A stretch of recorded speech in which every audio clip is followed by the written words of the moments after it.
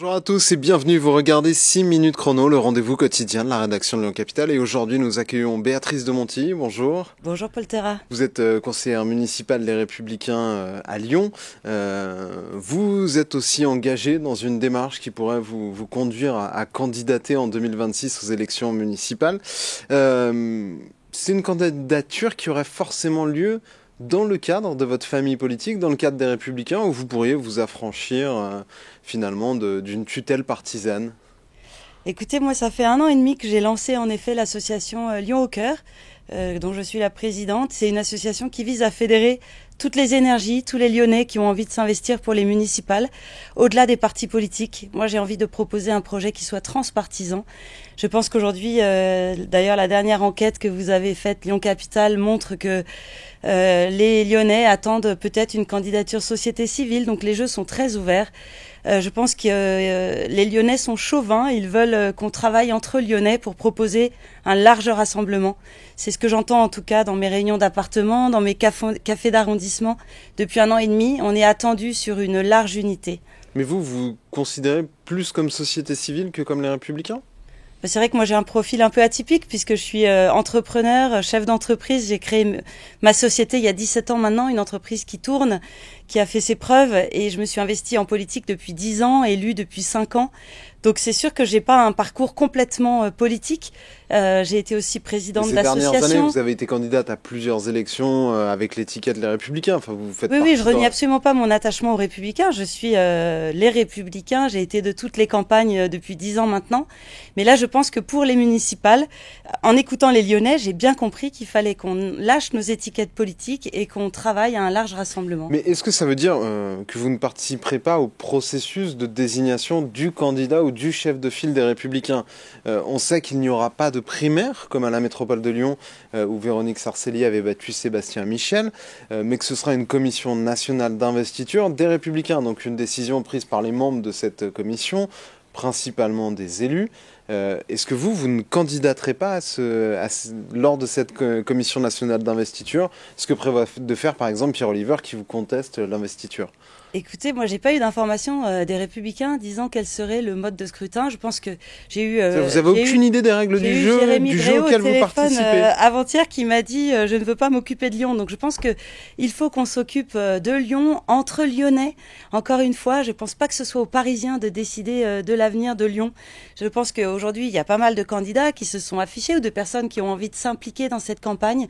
À nous de nous parler et d'offrir aux Lyonnais une belle proposition, de mettre sur la table. Mais c'est quoi votre idée? C'est un conclave? On se réunit entre Pierre Oliver et vous et le premier qui craque a perdu? Il y a 1 an, Pierre Oliver était adoubé, soi-disant, par les Républicains. Il y a 1 mois, je l'ai vu, il m'a dit qu'il y aurait une commission d'investiture. Aujourd'hui, en effet, certains membres du groupe appellent à la candidature de Pierre. Moi, je continue sur ma voie. Vous voyez, j'accepte de venir vous parler aujourd'hui, mais ce qui m'intéresse, c'est vraiment d'être à l'écoute des Lyonnais. Nous sommes dans les boîtes aux lettres, dans les appartements, dans les cafés, en tête à tête. Ce qui m'intéresse, c'est de créer une dynamique, et aujourd'hui, je vois qu'il y a de plus en plus de personnes qui me rejoignent. Ce soir, je suis avec les commerçants de la Croix-Rousse.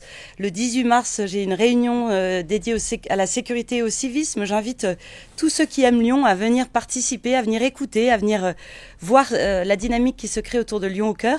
Et viendra le jour où on décidera, est-ce que je serai candidate, est-ce que ce sera une autre personne. Aujourd'hui, je n'ai pas pris ma décision, et encore une fois, je suis à 120% investie dans ce travail de terrain, et je pense que c'est comme ça que nous donnerons vraiment aux Lyonnais envie de croire en nous. Il y a une autre personne dont il est beaucoup question en ce moment, qui elle vient de la société civile, Jean-Michel Aulas, ancien patron de l'OL, actuel propriétaire et exploitant de la LDLC Arena à Dessines. Il n'exclut pas une candidature. Est-ce que pour vous, s'il était candidat, il mettrait tout le monde d'accord, ce serait une bonne idée? Il a la notoriété, il a l'envergure pour être le challenger de Grégory Doucet, et vous pourriez éventuellement vous ranger derrière lui. Pourquoi pas? J'avoue qu'aujourd'hui, je n'ai pas répondu à cette question. Je le vois, moi, le 11 mars, donc je suis très contente à l'idée de pouvoir échanger avec lui sur l'avenir de notre ville. Moi, ce qui anime mon engagement, c'est vraiment l'amour de Lyon, et je pense qu'on a cette passion commune. En tout cas, c'est ce qui semble montrer à travers ses prises de parole. En effet, dans le Figaro, il a annoncé qu'il réfléchissait à une candidature. Encore une fois, moi, je pense qu'il faut qu'on se parle, et le jour où on viendra devant vous, les journalistes, pour annoncer un plan, et ben, c'est qu'on aura mûri un plan d'action gagnant pour Lyon. Pour l'instant, il est beaucoup de questions de personnes. On voit que ce qui peut être audible, notamment les messages de Jean-Michel Aulas, c'est un ras-le-bol sur les travaux. Mais une ville ne se gagne pas simplement en promettant finalement l'immobilisme de ne plus faire de travaux. Comment est-ce que vous pensez que la ville de Lyon, elle peut se gagner autour de quelles grandes idées ? Alors moi j'ai envie d'un projet très positif, donc je pense que ça ne suffit pas de dénoncer les travaux, ça ne suffit pas de dénoncer les embouteillages. C'est sûr qu'aujourd'hui il n'y a pas une très forte adhésion derrière le maire de Lyon, derrière sa personne, parce que manque d'écoute, manque de concertation. Donc je pense qu'il y a une opportunité en effet pour la droite, le centre droit, d'être rassemblés et de gagner sur un projet positif. Vraiment, moi c'est quelque chose qui me tient à cœur. Je veux qu'on offre un projet positif, je veux que les Lyonnais votent pour nous et pas contre Grégory Doucet. J'ai fait beaucoup de réunions. Un peu le sens de la réforme sur la loi PLM, où on élirait directement le maire de Lyon, mais la tentation pourrait être d'en faire un plébiscite pour ou contre Grégory Doucet. C'est une loi. Vous pensez qu'il faut absolument réformer le mode de scrutin ? Moi, je suis favorable à la réforme de ce mode de scrutin qui était en fait une anomalie démocratique. Il a été créé en 1982 pour les villes de Paris, Lyon, Marseille. Aujourd'hui, je pense que ce mode de scrutin ne correspond pas aux enjeux d'aujourd'hui. Je pense que les Lyonnais ont envie d'élire directement leur maire. Et c'est vrai que la réforme de la loi PLM permettrait d'avoir 2 scrutins le même jour. Le vote du maire et le vote des maires d'arrondissement. Je pense que ça gagnerait en clarté, en lisibilité. Donc je suis plutôt favorable à cette réforme. Il faut qu'elle intervienne très rapidement puisque un an avant les élections, on n'a plus le droit de toucher au mode de scrutin. Donc on va être vite... ça va être vite clarifié et donc on pourra entrer en campagne. L'avantage d'une réforme du mode de scrutin, c'est que au lieu de vouloir faire tomber tel arrondissement pour gagner la ville de Lyon, on aurait vraiment un projet pour Lyon, une vision pour Lyon, au-delà de calculs politiciens pour remporter la victoire.